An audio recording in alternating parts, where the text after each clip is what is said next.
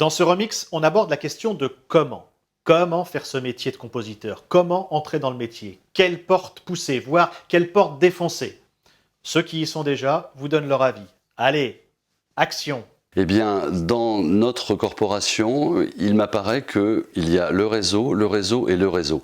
Comment le réseau se constitue-t-il? Eh bien, comme tout réseau, c'est-à-dire que ça se fait petit à petit. On a l'opportunité de travailler pour une société de production. Évidemment, on espère et on fait en sorte que son travail soit accepté, enfin soit acceptable et accepté. Cette société de production va vous renvoyer sur quelqu'un d'autre, qui vous renverra sur quelqu'un d'autre, etc., etc.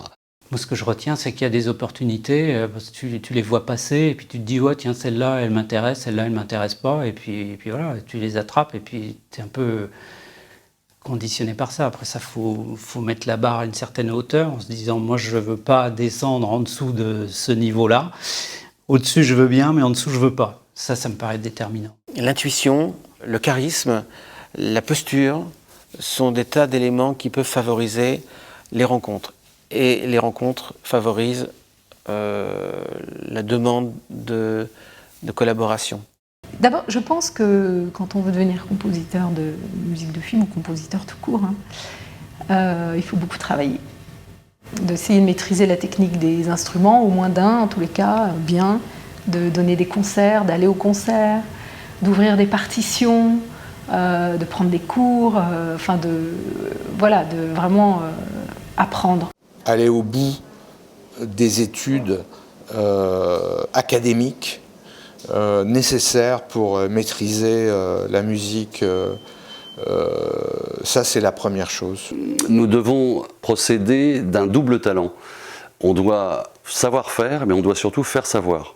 Je ne sais jamais quoi répondre pour dire comment on entre dans ce métier. Moi, c'est tout à fait par hasard et en même temps, j'avais la volonté de cela.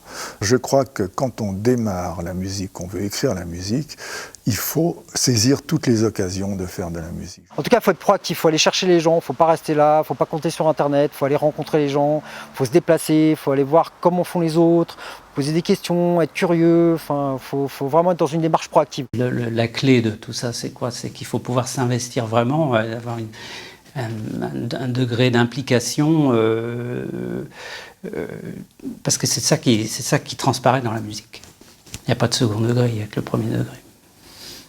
Au début, quand j'ai posé cette question, mais comment on fait pour avoir des contrats? Parce que dans notre métier, le plus dur, c'est pas de composer, c'est de trouver le contrat. Écoute, faut aller rencontrer des gens, faut aller dans des festivals, parce que c'est quand même une histoire humaine, donc c'est en même temps logique. La seule recommandation que je pourrais faire, c'est d'avoir la volonté de faire quelque chose, de tout accepter pour se faire connaître.